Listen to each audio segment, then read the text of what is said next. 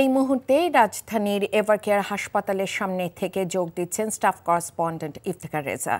ইফতেখার, বেগম খালেদা জিয়ার স্বাস্থ্যের আর কি তথ্য আছে আপনার কাছে?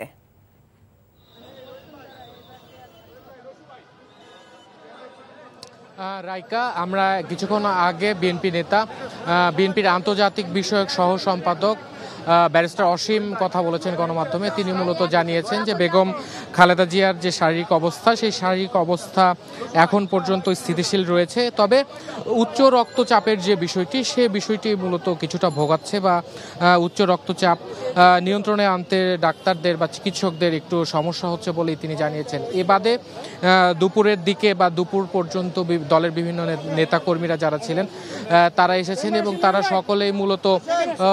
সকলেই মূলত দোয়া চেয়েছেন দেশবাসীর কাছে, যাতে করে বেগম খালেদা জিয়া দ্রুত আরোগ্য লাভ করেন। এবং বিএনপি নেতা কর্মীদের যেটি ভাষ্য, সেটি মূলত হচ্ছে যে গণতন্ত্রের স্বার্থেই মূলত